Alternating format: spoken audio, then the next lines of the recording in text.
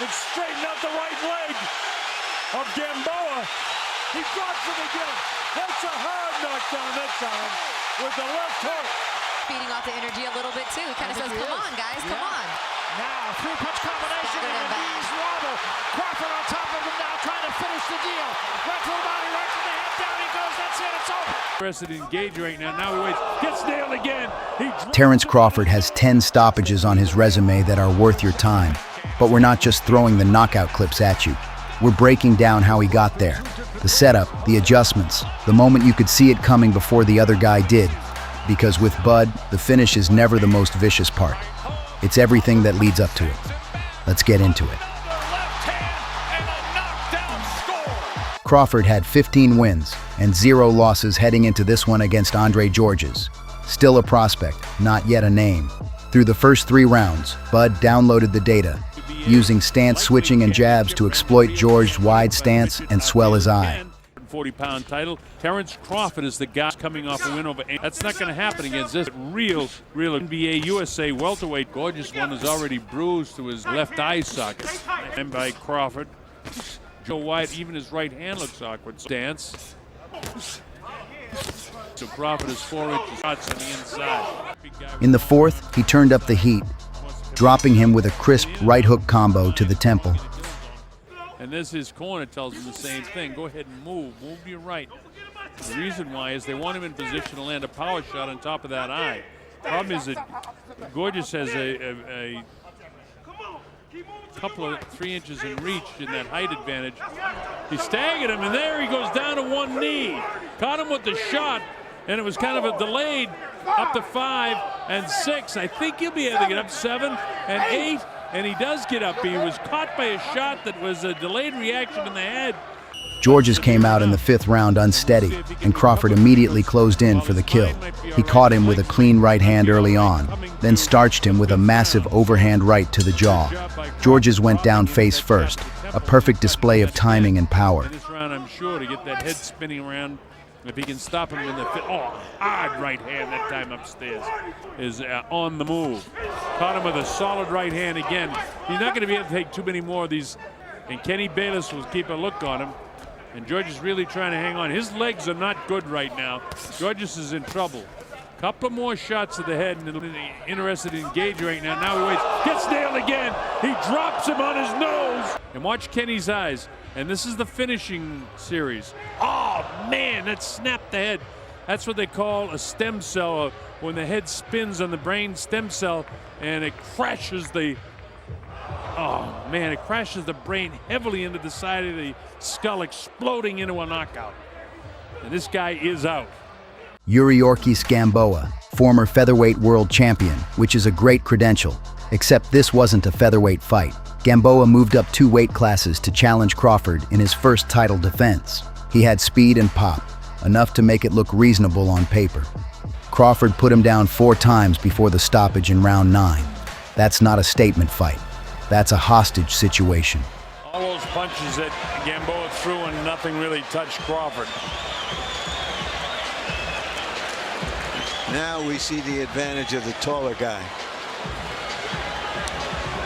Gino Rodriguez says, hey, get that corner cleaned up over there. All right, let's take a look at this knockdown. Now you see who's on the assault. Not really landing many blows, and then bang, right across the jaw, left hand, and a solid right hand. And it dropped him down to the canvas. Gino just got himself in position to make that call because he was kind of behind. Crawford blasted him one more time.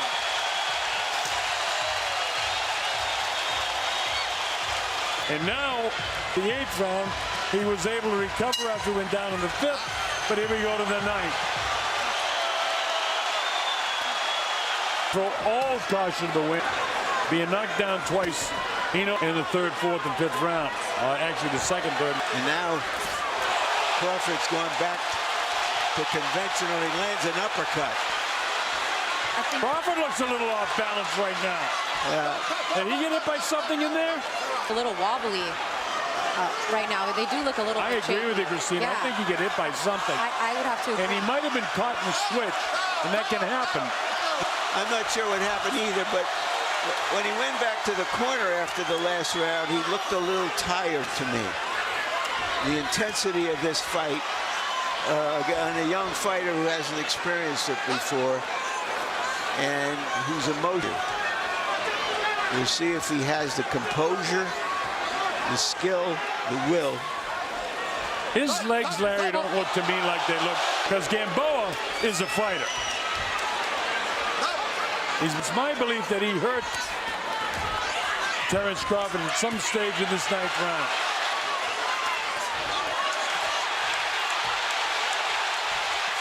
Hey, Crawford cracked him again and straightened out the right leg of Gamboa. He drops him again. That's a hard knockdown that time with the left hook. So if Gamboa is tough and Crawford would hurt, how about that? 27, 26 seconds. He still has time to finish him off. 22 seconds, he's back at him. Gamboa is totally out on his feet. Can Crawford catch him one more time? There's no quitting Gamboa. He keeps battling, falling forward. Uppercut, drops him again.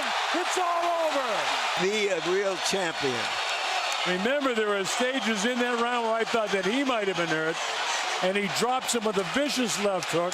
Never before defeated, obviously never knocked out. One of the most celebrated amateurs of his time. Molina was a proven brawler who'd survived some ugly fights. In round 3, he caught Crawford with a clean right that made Crawford say, "All right, that's enough of this clown." He is that. Both of those. He's really just lunging in there with his head. No, but he's throwing caution to the winds here. He's going into the ropes, hit him, with illegal punches. And there's that right. He did caught get him there with with the that right. Came back with a left hand. But sometimes that's all the fighter needs to say, okay, I'm done with you. Then he launched that right. Another combination. Then Crawford proceeded to systematically take Molina apart for the next 5 rounds. Trying desperately to stay away from anything that was up.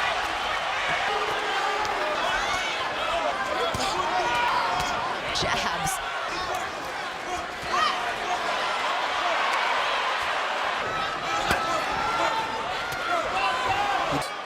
Straight up, but he's always been with his.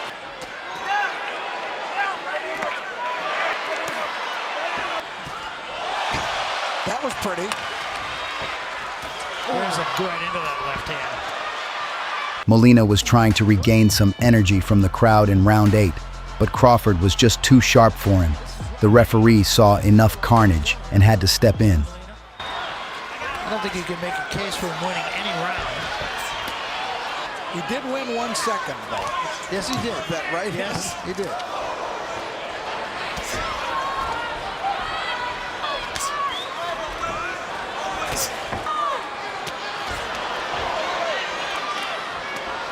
Wild left hand.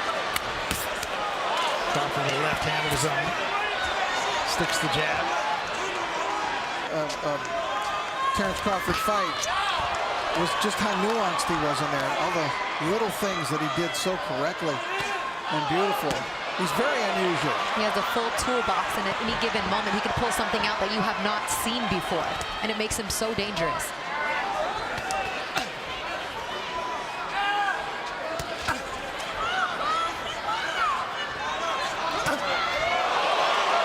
Just a sharp left hand. Nothing fancy about it.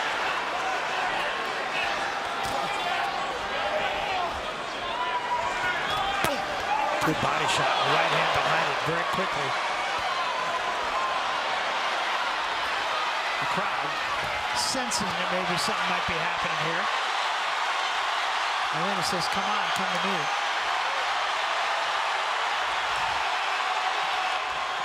Molina just missed with the right hand. Crawford turns him, gets him in the corner. And Molina did get there with the right hand. Off the ropes. Molina feeding off the energy a little bit too. Kind of says, come on, guys, come on. Now, 3-punch combination and a knees wobble. Crawford on top of him now, trying to finish the deal. Right to the body, right to the head, down he goes. That's it, it's over. Oh, right there. It was a beautiful body punch. Staggered into the corner. Molina got his wish. He was willing to slug with him. But he didn't get his wish in getting this kind of a finish. And when he went down hard. I mean, it was just the complete package. I mean, a total victory in every aspect of the fight. Indongo brought the WBA, IBF, and WBC belts. Crawford brought the WBO, all 4 140-pound titles on the line in one fight. 3 rounds was all it took. One vicious shot to the body. His liver said no mas, and his legs agreed. Crawford walked out as the undisputed junior welterweight champion of the world. Paper, it's a 3-inch height advantage. There's a playing better, and you'll see the shots that you need to land. Good shot from Crawford right there, but Indongo still just a little tight for my taste. And then on the back end, a right hand to the body, and that's going to be a knockdown score. Are you okay? You want to continue? Give me your gloves. See how straight they are? Big round for Bud Crawford, 7%.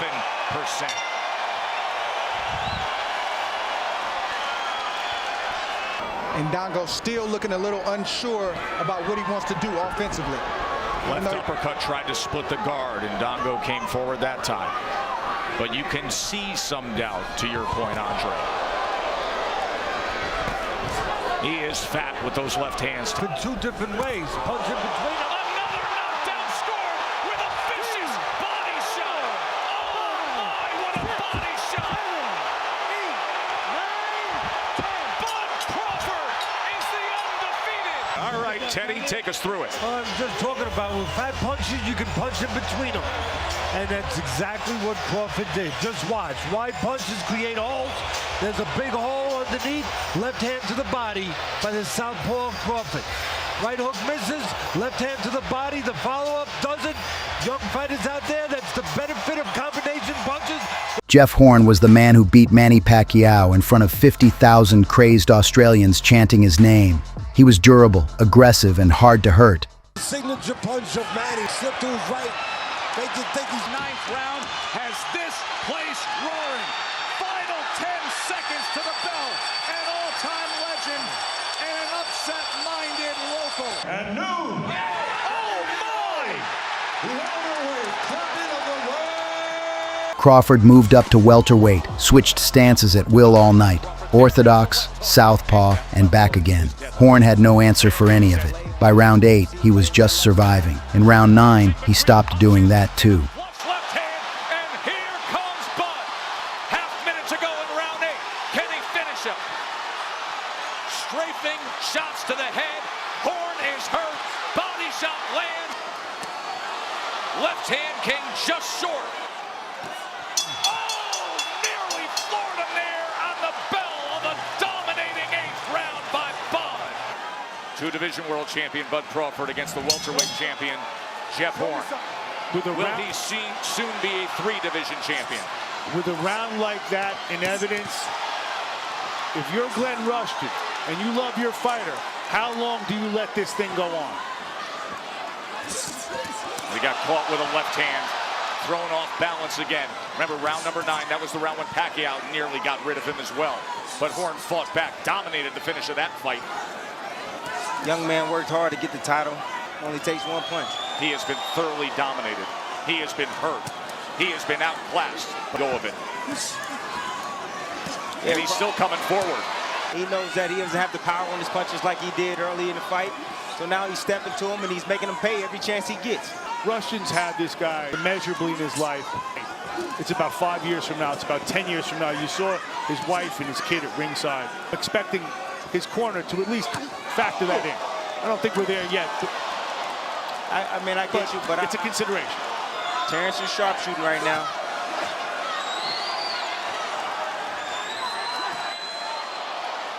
Big left hand, right hook, uppercut, sends him back. Another left hand and a knockdown score.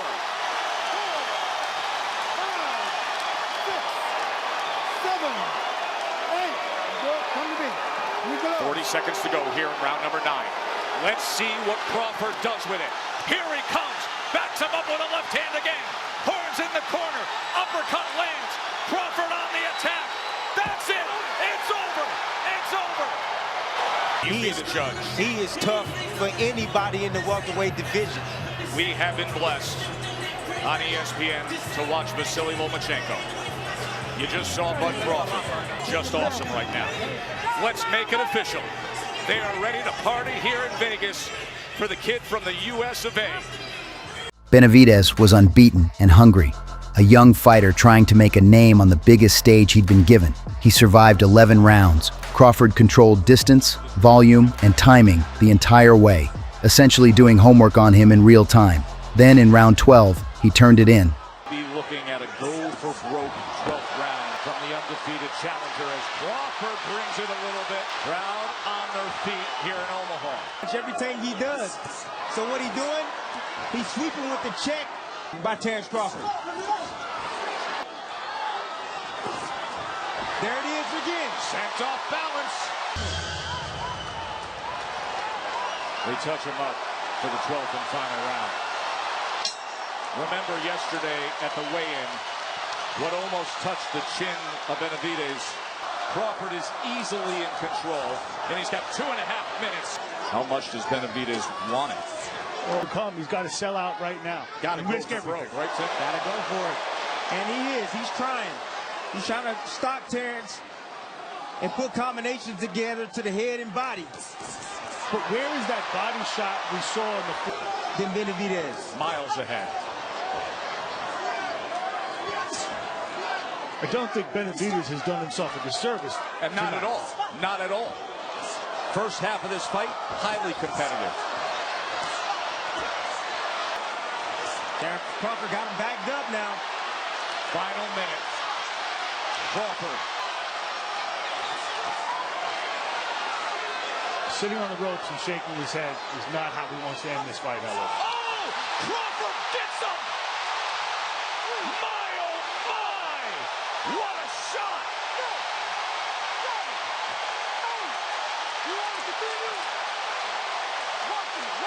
Half a minute to finish him awaits. Let's see how he goes about it. Best in the world. At home. Is he the finisher they all expect him to be? He is. What a huge right hand, and he has done it. I believe Terence lands an uppercut, a right uppercut, a punch he never threw through the whole fight. Short uppercut. Then he follows up to finish him with a right hook. Benavidez was hurt, still hurt from that first knockdown. And Terence Crawford with a big grin right there, saying yes. Amir Khan, fast hands, 15 years of elite experience, former world champion. Crawford didn't care about any of that. He outboxed him at every level. Rounds 4 and 5 made the outcome obvious. Round 6, a body shot landed low. Khan went down and stayed down. The finishing shot was debated, but the scorecards weren't going to be. That Crawford's trying to Good body shot by Crawford. trying to set the right hook up. Goes to the body again. And says he's back to an orthodox stance now and clubs with a right hand, sweeps across the belt line, looks to Hard power shots up top. And I'm the best he can with what he has. With 2 different pedigrees. And Crawford, he's setting it up. There it is. And there's a looping right as well. Now southpaw round. He's trying to hang in there. Oh, big left hand from Crawford. Uppercut, right hook. Tim, and I will tell you this about Verge. This is what Crawford loves. He loves.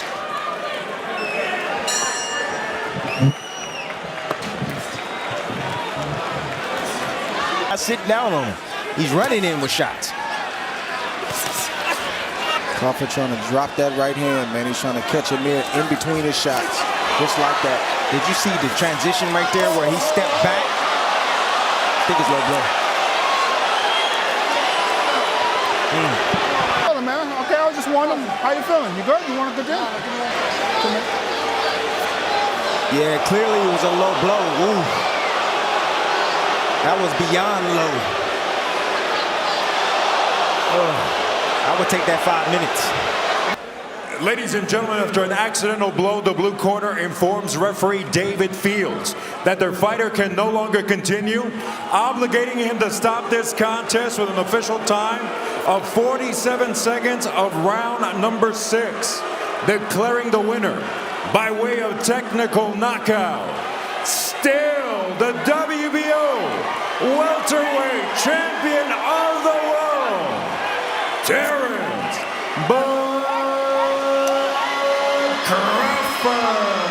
In round 3, Crawford goes down, one of maybe a handful of times in his entire career. You could see Kavaliauskas think he had something. He did not. Crawford got up, recalibrated, and turned the next 6 rounds into a bill he made sure got paid in full. Round 7, knockdown. Round 9, 2 more. The canvas got very familiar with Kavaliauskas very quickly. Wrap your brain around that and make. Oh, Kavaliauskas comes forward, and Bud Crawford was hurt. And they're ruling that a slip. Point. I'm looking for him so he can get more rhythm. So right now he don't got no rhythm. From the southpaw to the orthodox stance. Once he feel, go to it.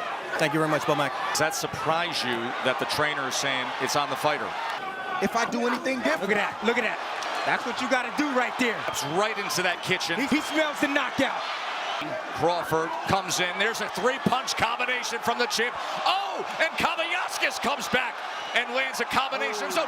And Crawford just nails him. You want to fight? Here comes Bud. One of the best finishers in the boxing. Looking for the uppercut, straight right hand. Oh, he's got Kavaliauskas hurt here. Looking to finish him here in the final seconds of round 7. Kavaliauskas willing to trade. My, oh my, is that good stuff. Bomac, his longtime mentor and trainer, say to him, are you comfortable staying? Opening up. Crawford is looking right now for that opening. Yeah, but if Bud starts at the body, the head will be open. With a combination, including the left hand.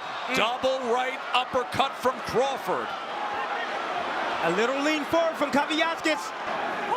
He smiles and shakes it off, and then goes with a 4-punch combination. You can see Crawford talking. Kavaliauskas got to let that right hand go. As soon as Terence Crawford gets close, he needs to throw a right hand, a looping right hand. He needs to throw a shot at Crawford to back him up off of him. He's throwing, he just ain't backing him up. Crawford very comfortable standing right in front, punching between punches as Kavaliauskas. Crawford has a 50-38 edge in punches landed. Round number 9.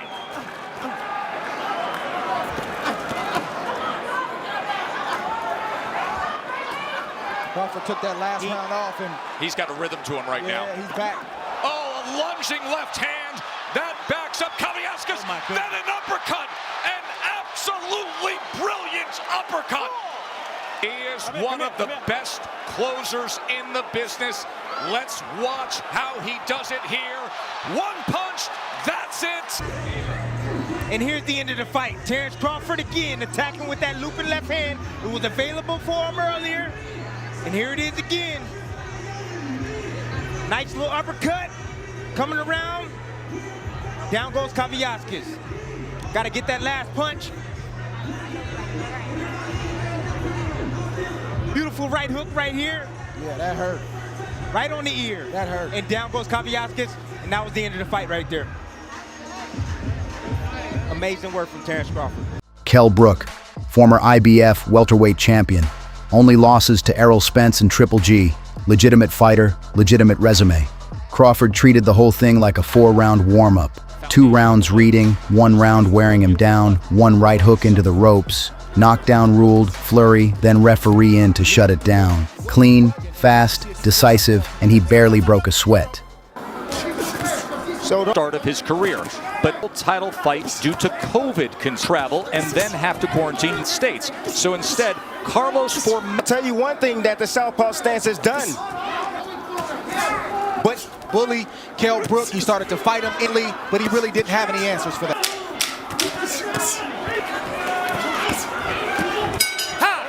One of the youngest rising stars in the sport, Shakur Stevenson. December 12th in this ring against Toka, cutting at 130 pounds. Look. To let his combinations go. Beautiful right hand. And the champ gets to him. Get over here. Just like that. Get over here. Come at me. You all right? Yeah. Give you a chance. One of the best closers in the game. 27 knockouts in his career. Do we have 28 right here? This fight is also thundering in. Look at Crawford. Vicious attack to close it. No.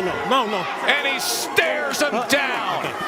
This was like a jab, like a right hook right on the money, right on the button. And you see the legs right there of Brook as he wobbled back to that corner. Nice finish up right here, combination from Terence Bud Crawford. At this point, the fight was as good as done because Terence Crawford is one of the best finishers in the game. You can't be hurt like that against Crawford, especially knowing that he had a slow start. He wants to come in here and prove a point and remind everybody why he's atop that list, and that's how you do it. Once again, to your point, Tim, it's not a 3 or 4 round fight. It's a 12-round fight or less. And I wanted to see the reaction from Kell Brook once Terence Crawford landed a clean shot and we got our answer, and Terence finished the fight like he typically does when he gets a fighter hurt. In brutal fashion, Tony Weeks got in there just in time because things were about to get ugly. Shawn Porter, former 2-time welterweight world champion, and through 9 rounds he was winning this fight. Crawford's corner told him exactly that before round 10, so Crawford went out in round 10 and rearranged the situation. Left uppercut, Porter down. Right hook to the temple. Porter down again, this time punching at the floor, which is when his father decided throwing in the towel was the better option. This was the first stoppage of Shawn Porter's entire career.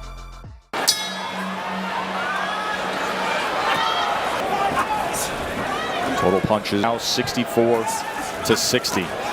Good combination. 2-punch combination by Crawford.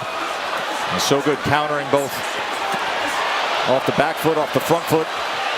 And now sharpshooting to the head is Crawford. Good start to round number 8 for the champ. Crawford landing some of those, but go either way. And it happened. Some, and if they hit you right, they can hurt. Yeah, but again. One punch, no go now. Ooh. Just missing left hand as Porter came in.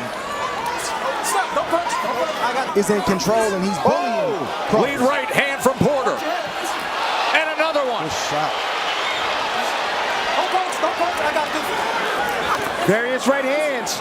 Porter's doing exactly what his father told him. Ooh, that body shot right there. Wow. Oh, what my a goodness. thud from Crawford. Back with the left to the body as he has done a few times. Goes with it again. Shotgun effect. That was a great 8, wasn't it? Here we go, round 9.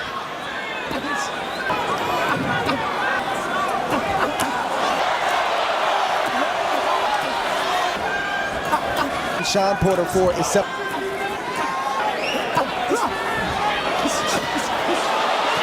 left hand to the body.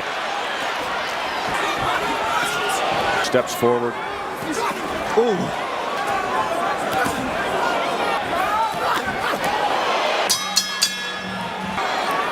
Crawford had a 14-10 connect advantage in that last round. Had 9 power punches. Overall, 92-79 connect advantage for Terence Crawford. There are the body punches. 28, and there is the knockdown scored in round 10 by the champ.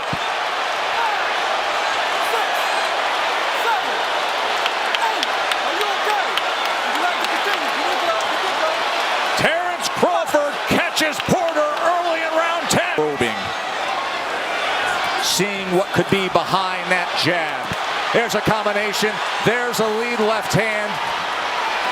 Porter looks good on his feet, but not coming forward and firing at Crawford for the moment. There's the overhand right, and another combination. Beautiful work by Crawford. Magnificent accuracy by the champ. He does damage. Kenny's on the apron, and he's stopping the fight. His father says it's over. It's all about timing. Told you Shawn Porter makes too many mistakes lunging forward like that. Boom, hit with an uppercut. Terence stepped right to the side, created an angle for himself, avoided those punches. Step back, double step back. There you go.